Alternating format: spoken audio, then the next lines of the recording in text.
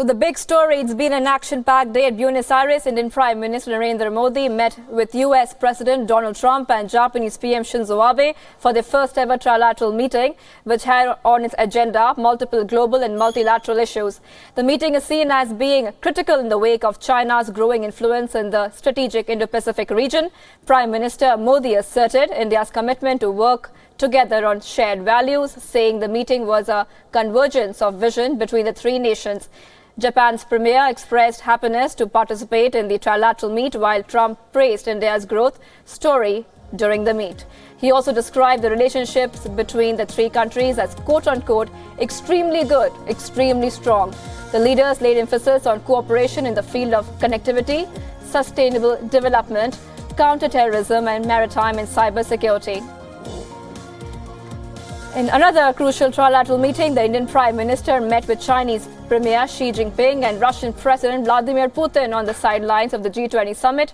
It was the second trilateral meeting among the three countries and was held after a gap of 12 years. The Russia-India-China meeting is being seen as a counterbalancing act by India, as it came hours after Prime Minister Modi, his Japanese counterpart Shinzo Abe and US President Donald Trump held their first trilateral meetings. Asserting the global peace and stability was the core of the discussion. Indian External Affairs Ministry spokesperson Ravish Kumar took to Twitter and said, second Russia-India-China RIC trilateral summit took place in Buenos Aires after a gap of 12 years. In a meeting characterized by warmth and positivity, leaders discussed cooperation and coordination in various areas which could contribute to global peace and stability.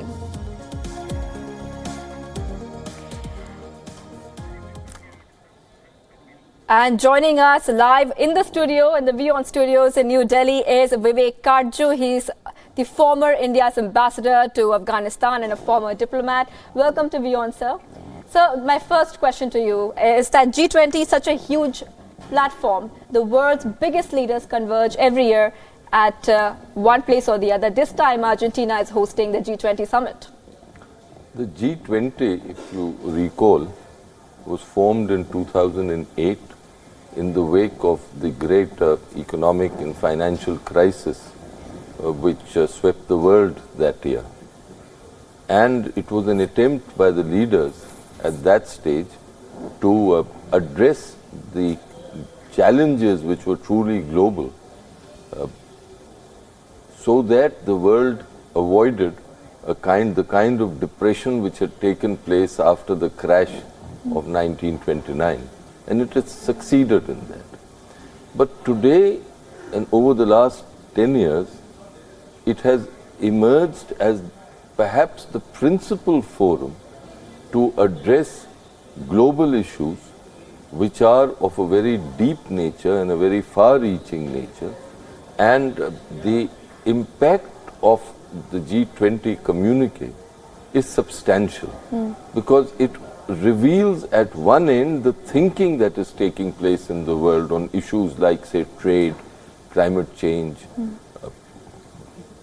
right, economic terrorism. I call financial flows to terrorists as economic terrorism. Right. Also on issues which are of immediate concern, which overshadow a summit. So all that has made G20 summits as occasions which are watched very closely, because more than 80%, the 20 countries represent more than 80% of the world's GDP. Right. Also, let's talk about India for a moment. The big trilateral meetings are over.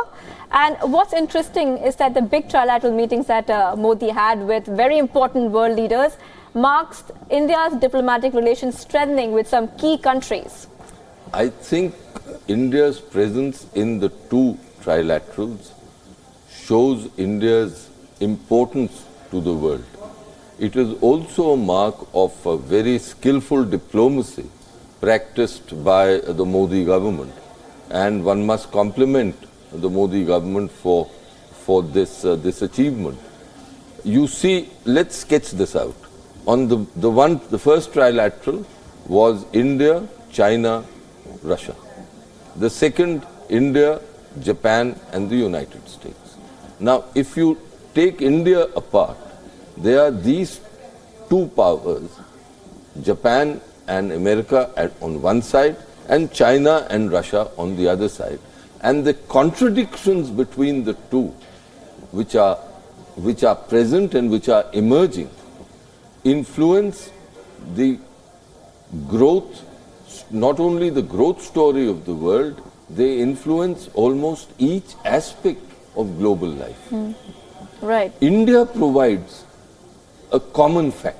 And it is in India's interest today that there are some issues which demand our cooperation with Japan and the United States. There are some other issues which demand that we stay close together to China and Russia. And with China, of course, we have major bilateral problems, including the border problem. So here we were trying to deftly steer our course. One last word on this. So do you agree that Modi walked a fine line and he did a great job at it? I think Modi did a very great job on this, and the Indian foreign policy establishment did a superb job. What did we stress? As far as the Japan, America, India trilateral is concerned, we stressed that the world order should be a rules-based order. Because a rules-based order which guarantees predictability is vital for India at our present stage of development. As far as the Russia-China trilateral and India trilateral was concerned, our interests with Russia and China, especially with China, are interests that are there for all developing countries. Because let us not forget, despite the great achievements of China and despite the remarkable strides that we have made, which we often ignore, we are still developing countries and emerging countries. And as such, we have common interests, say on climate change, say on trade.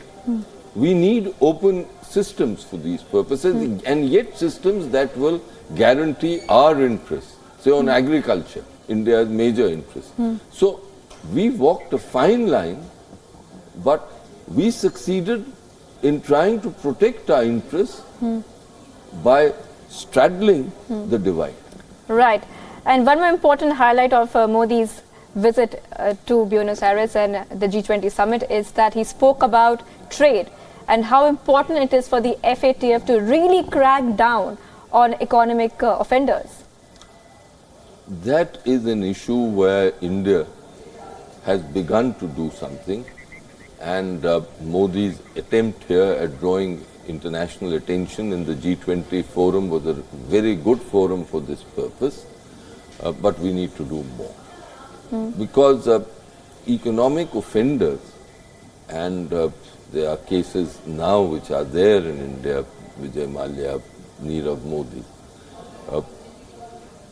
require that the world requires that they be pursued and they not be allowed to take advantage of legal mechanisms in certain countries. India has a huge stake, especially when it comes to cracking down on these offenders after Nirav Modi and yes, indeed, Vijay Mallya. Indeed we do. Yeah. And we need to ensure that that the legal systems of different countries. I just want to explain this story a bit more clearly to our viewers. So, India has suggested that Financial Action Task Force or FATF should formulate a standard definition of fugitive economic offenders and focus on establishing international cooperation that leads to timely exchange of information, among other ways, to deal with economic offenders at the 13th G20 Summit in Argentina. Now, this was suggested by Indian Prime Minister Narendra Modi during his intervention at the second session of the G20 Summit on international trade. International Financial and Tax System, the 9-point agenda, also suggests FATF should develop a set of commonly agreed and standardized procedures related to identification, extradition and judicial proceedings for dealing with economic offenders, which will provide assistance to G20 countries. The development comes at a time when the fellow G20 countries hosting Nirav Modi and Vijay Mallya, who have been accused of duping Indian banks with billions of rupees, India has been trying to extradite both of them back.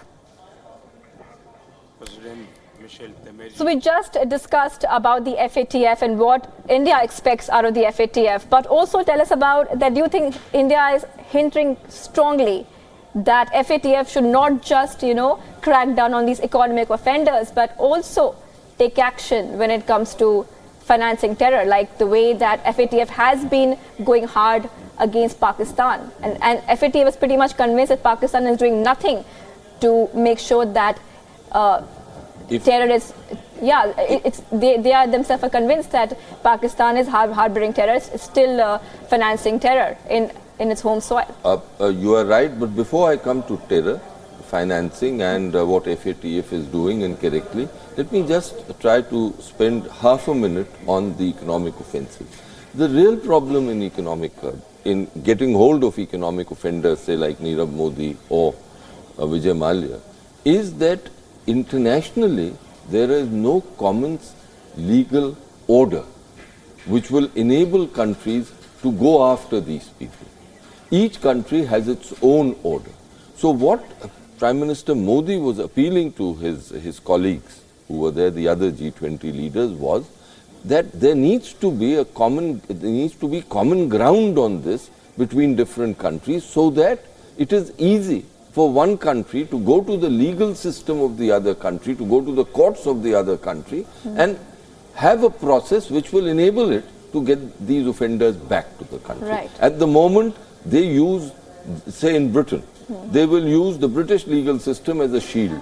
And it's not easy to persuade courts in a foreign country to let go of these people. Yeah. Now, to come to the terror financing, the lifeblood of terror, international terror that emanates from Pakistan too, is finance. Because without money, they will not be able to go forward. Now, money comes into the system of terror through banks, but also through underground channels. Right. So what is the FATF telling Pakistan? If it is simply saying that you need to clean up both your your banking system, as well as your other non-banking financial system, to ensure that money for terrorism doesn't come in from sympathizers or governments or from criminal trade like narcotics into the system, into your country, to assist terrorists. And I think the FATF has done a good job till now in putting a fair amount of pressure on Pakistan to mend its ways. And the Pakistanis are feeling some heat, but the screws need to be tightened far more. Right, and they're already feeling the heat because of their dire financial condition right now, of course. That's also... Yes, their economic condition is very bad, and I often feel that one of the reasons why Imran Khan and supported by the Pakistan Army Chief is making soft noises at the moment is because of Pakistan's very, very grave economic situation. Absolutely. Now let's shift our focus back to the G20. Now there's a big meeting lined up today.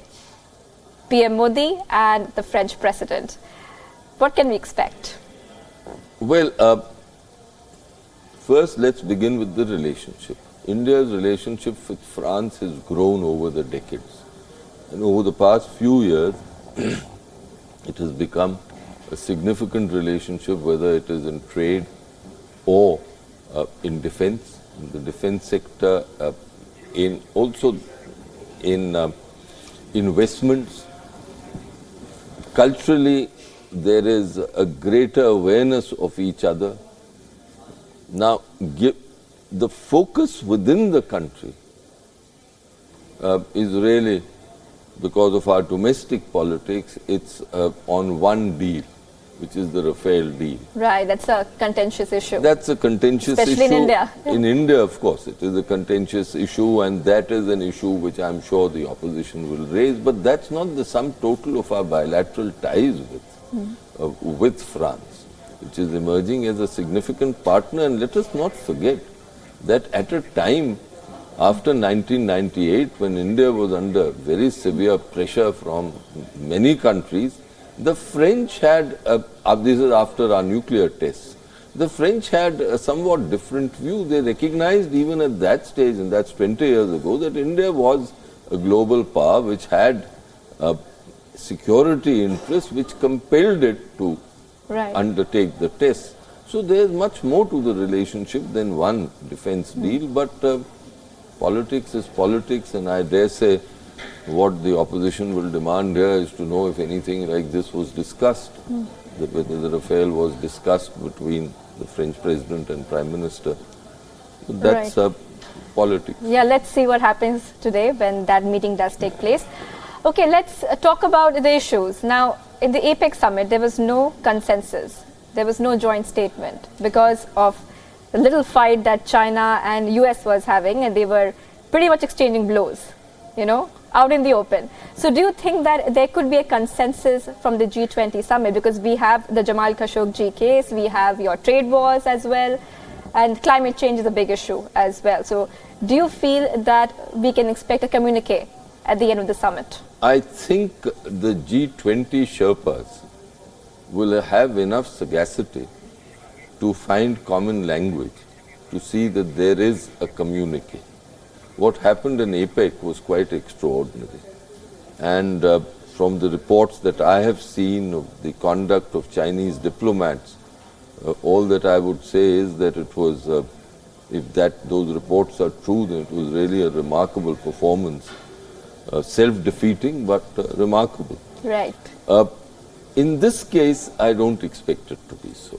Right. I expect that at the end of the day, there will be a communique, and certainly the Argentinian hosts, and remember, the G20 was perhaps the APEC summit was in Papua New Guinea, if I'm not mistaken. Yes. This particular summit is in Argentina, and Argentina is a major country. Right. And they will be able to ensure some kind of a communique. Right. It will be very unfortunate if there is no communique. Yeah, we sure hope so.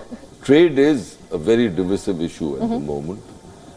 Clearly, the protectionist tendencies that have emerged from the United States are proving very difficult for the international community as a whole. India is in a particularly difficult situation. This America first is disruptive of the international trading system. Yeah. But America is the premier economy of the world. It is the world's preeminent power, and Mr. Trump seems to be getting his way on many issues. Right. So the only winner that I can see so far, we can see so far, who are tracking the story very closely, is that Trump is getting what he wants.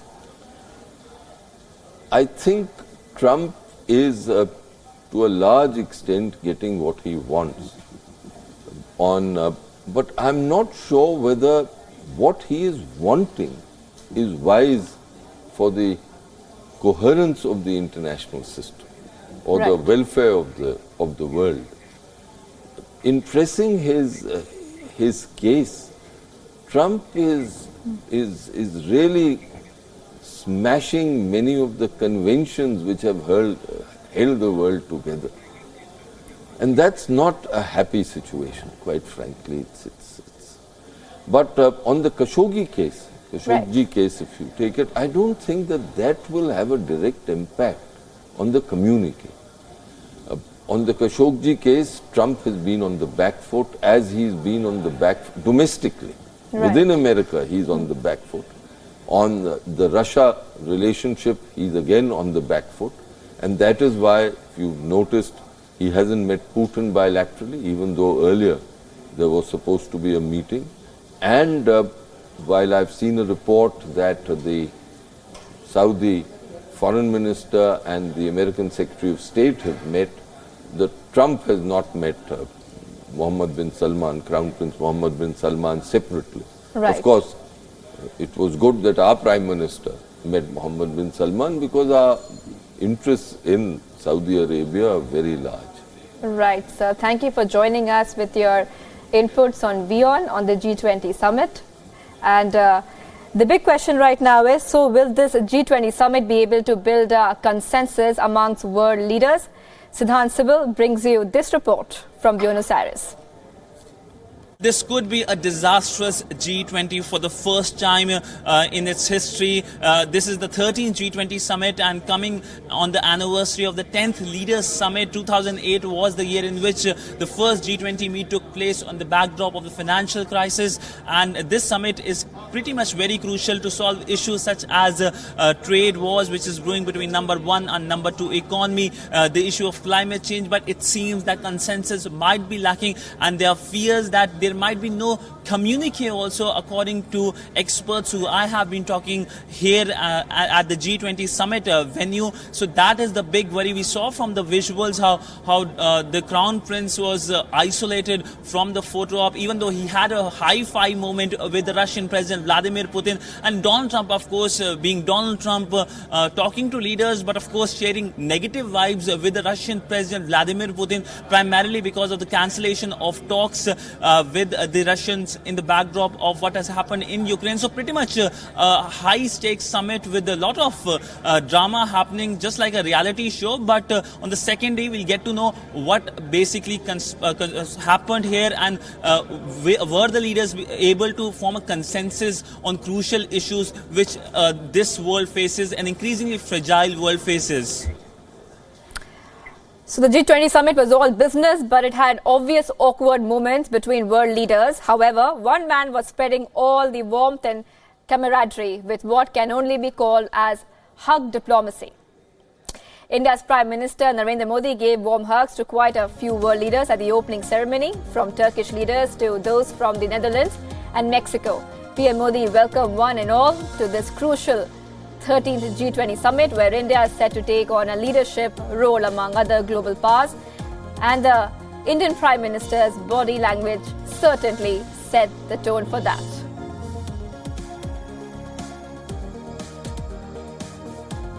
Well, we saw Indian Prime Minister Narendra Modi's hug diplomacy in action. Well, Indian Prime Minister hugged a lot of leaders, and this has become a characteristic for the Indian Prime Minister, who in a sense, it's his personal trait now, but he was a welcome figure. We saw from that photo op in which half the leaders were not even interested in talking to other leaders, and Saudi Arabian Crown Prince was in a sense isolated at that photo op. The Indian Prime Minister came out as a figure of positivity, a person with whom the world leaders are keen to engage on. From the, if the pics speak geopolitics, that is the message that came out from the visuals that came out from the first day of G20 Summit, which took place in Buenos Aires, and on the second day we do expect more such shots to come out.